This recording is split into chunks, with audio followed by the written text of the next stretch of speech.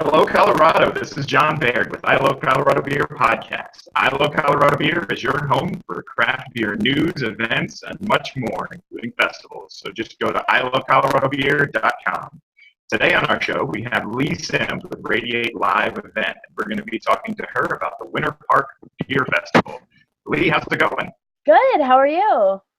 Doing very well, doing very well. Will you tell us what the Winter Park Beer Festival is? So the Winter Park Beer Festival is a craft beer festival taking place in Winter Park, Colorado on August 5th from 12 to 5 in Hideaway Park in downtown Winter Park. It is our 8th year producing this event, and we bring out about 40 breweries, 8 to 10 food vendors, quite a few retail promotional vendors. We also have live music, and that actually is going to be showcased on the brand new stage in Winter Park this year. So we can talk about that more a little bit later, but Winter Park Beer Festival is honestly, the brewers call it their favorite beer festival in Colorado, and so we love it just as much. So would you tell us a little bit about Radiate Live and their participation in the Winter Park Beer Festival? Sure. So we are an events company based out of Denver, but we produce 4 beer and wine festivals throughout Colorado every year, including the 2 Breckenridge Beer Festivals, spring and summer, and then Reds, Whites, and Brews in the Boat, which was in Steamboat on June 24th. That was a beer and wine festival. But we also produce a couple of family-friendly events and a couple Latino events as well. So we are a all-encompassing events company. But we did get our start producing beer festivals in Colorado. Well, talking about starts, would you tell us how the Winter Park Beer Festival began?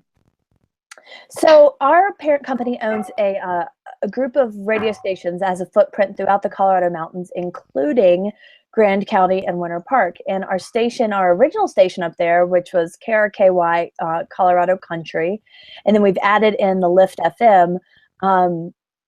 We started this as a radio station promotion to start doing events throughout the mountain towns, and it grew from what it started as 8 years ago into what it is today. It started probably with about 12 to 15 beer or breweries, a couple of food vendors, a little bit of live music, and then now has grown into the event it is now. And we team up with the Winter Park Chamber for this event, and they've been our partner for a long, long time on this. And so we can't say enough about them, and we never would have gotten as far as we have without them as well. So would you tell us what makes the Winter Park Beer Festival stand out from a lot of the other craft beer festivals that are going on in Colorado? Sure. So Winter Park actually has this amazing park downtown called Hideaway Park, and it was built to host events and as a centerpiece for the town. And so we only produce one event there, which is the Winter Park Beer Festival, but the town of Winter Park and the Winter Park Chamber produce events all summer long in this beautiful park. And it's grass everywhere. It has a nice sloping hill, so there's a good view of the stage wherever you're sitting. And one cool thing they do is they actually provide about 250 camp chairs all summer long that just hang out in the park. So you don't need to bring your chairs or blankets. There'll be enough chairs there for people to grab and kind of have a seat in the park and meander around. And I think that's what not only the brewers but the attendees love, is getting up into the mountains for this event, cooling off a little bit, and you're not on an asphalt parking lot. And I mean, I shouldn't say anything badly about that, because we do produce events in parking lots and on streets.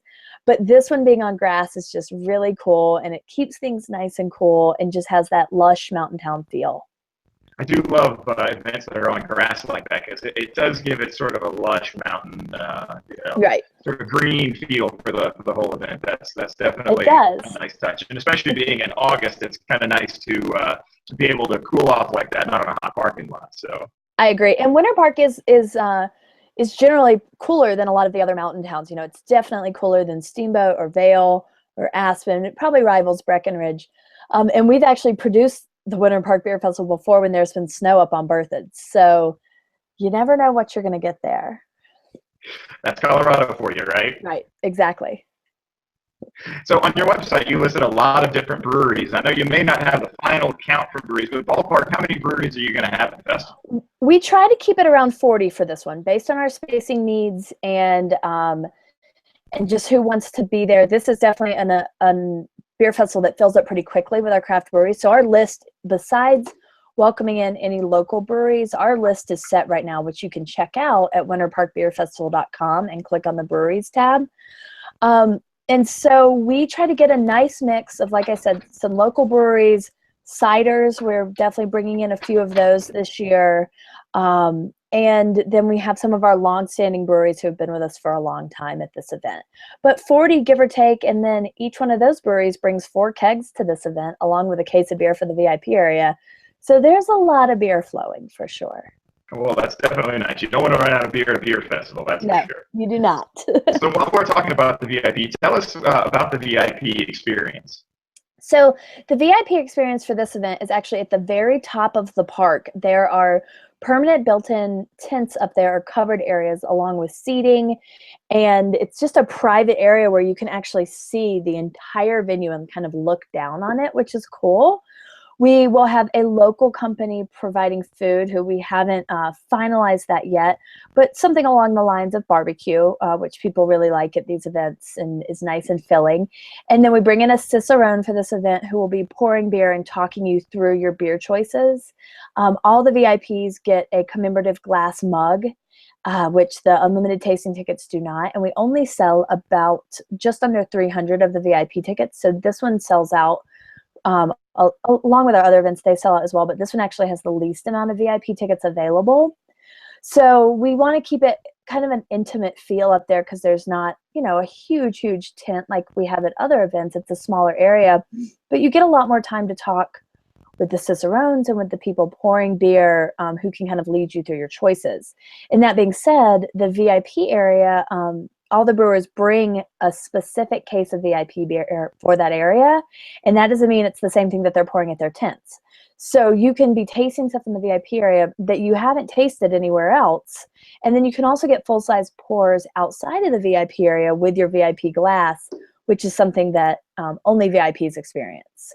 Along with that, of course, there's shaded tents, there's a private entrance into that VIP line to get into the event, and private bathrooms, which are important.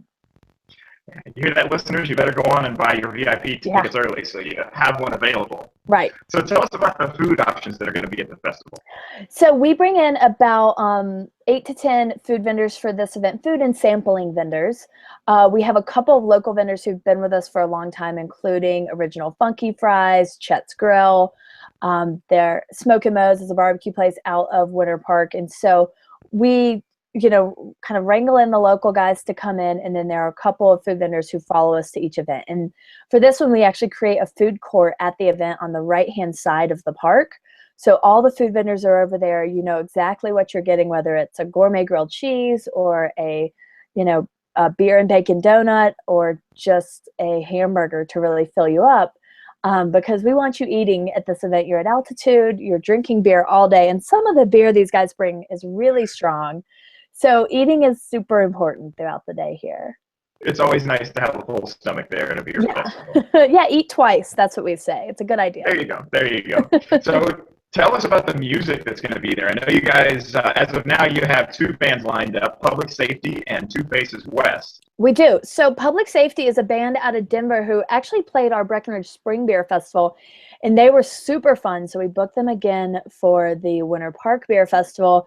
They play kind of a mix of covers and some original music, and they were in the Westward Best of the West music competition this year, which unfortunately they didn't win, but it showcased them in a whole new light, and people in Breckenridge loved them this past spring.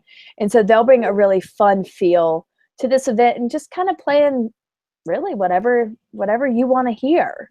And then we also have Two Faces West. That's a new band for us. We haven't worked with them before, so this will be a new Mountain Town band, but they're kind of a rock and blues band who will be taking over the stage in Winter Park. And then we'll probably book one more band, probably a local band or a local singer. We just haven't gotten that far yet. But we are one of the first, or actually it's the first summer that the Winter Park Beer Festival will be on the brand new stage in Winter Park. So the town of Winter Park and the chamber commissioned a brand new permanent stage in Hideaway Park. So it'll be really cool to get on that stage and see live music from there, and kind of see what they're working with, because typically they've just had a portable stage that comes in every summer, stays there, and then leaves at the end of the year. So it's a new showpiece for the town of Winter Park for sure. Well, that'll be awesome to see that new stage and get to see that experience. And listeners, definitely go online to the website and make sure you get the latest on the bands and breweries and all that sort of information as well.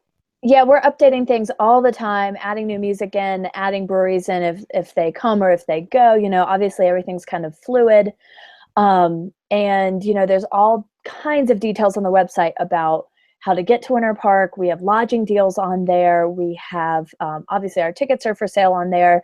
And you want to go ahead and get your tickets in advance. We talked about that earlier with the VIPs, but obviously, if you get your tickets in advance, you're saving money versus day of. You're saved somewhere between $5 to $15, and you'll guarantee to get your tickets as opposed to them selling out.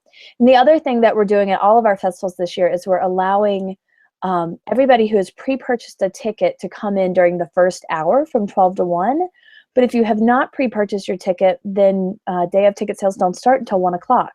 So it's kind of a thank you for everybody who has pre-purchased their ticket, is planning on coming. You can get in line right at 12, or you can get in line earlier, but you can start getting in the event at 12 and get to the beer faster. Well, that's awesome. So definitely go online and get those tickets early. Yes, I agree. So how would you recommend that people plan on preparing to come to the festival? Because it's rain or shine. It is. It's rain or shine. We've had hail there before. Like I said, Winter Park can be a colder climate than some of the other mountain towns. But we recommend coming into Winter Park early. We will have a mug pickup party on Friday night, where if you've pre-purchased tickets, or if you want to buy tickets at this event, you can buy them. That'll be from 5 to 8. We haven't set our location yet. And we will be handing out mugs so that you can walk right into the event day of, which is really cool. It saves you, I guarantee you, it'll save you 30 minutes in line at least. So we'll be doing that somewhere in downtown Winter Park. So come up on Friday, get acclimated to the altitude because it is high up there, and enjoy Winter Park in the morning. You know, maybe go ride your bike, enjoy some of those downhill trails that Winter Park has to offer if you're risky enough, and then get on over to the Winter Park Beer Festival. You know, you can bring in your chairs if you want. Like I said, they offer chairs as well. Throughout the park, there's about 250 of those. And then you can't bring any tents in or anything like that. But since it's such a large green space, feel free to bring your umbrellas, bring your chairs, and bring a rain jacket. It's always a good idea in Colorado. You never know. You never know. You never know. And actually, I feel like I do know that it will rain a little bit at some point in time. It always does, it seems like. So well, we can be prepared for that. Right.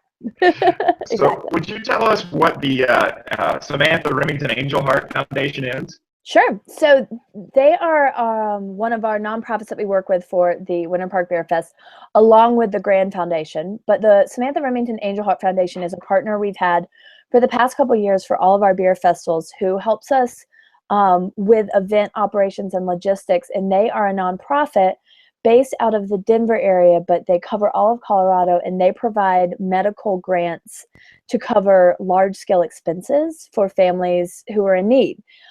It started as a nonprofit, as someone who was close to the Radiate Live family, Samantha ended up passing away about a year ago from congenital heart failure. But the foundation still lives on in her name, and her family just experienced an enormous amount of medical expenses and wanted to start something that could give back to these Colorado families in need.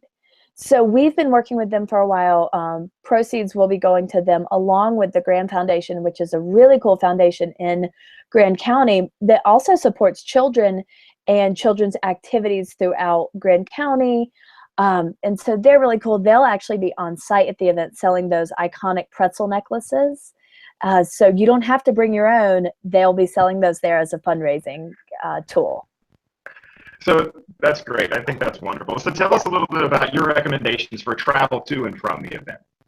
So New this year in Winter Park, there is a free bus system in the summer. Typically, there is not a bus system that runs in the summer, only in the wintertime. So it is called, sorry, I'm just double checking the name. Oh, I don't have it up. I'll get it up on our website for you guys. But I think it's called The Ride, and that's their summer bus system. So it's free, and it's running from the mountain all the way downtown, back and forth. So it's brand new.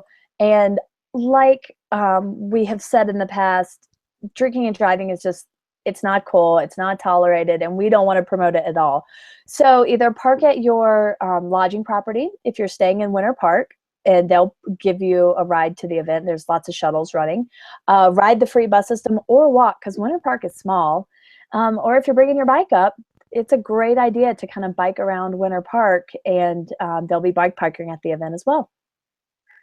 Well, that's also a way to stay sustainable. Yes. Colorado loves our sustainability. So No kidding. So tell us a little bit about how to get the latest and greatest information about the festival, your Sure. social media site, and things like that. Sure. So check us out online at winterparkbeerfestival.com. Like I was saying, the website's pretty fluid. Things are constantly being updated on there and changing as the event gets closer.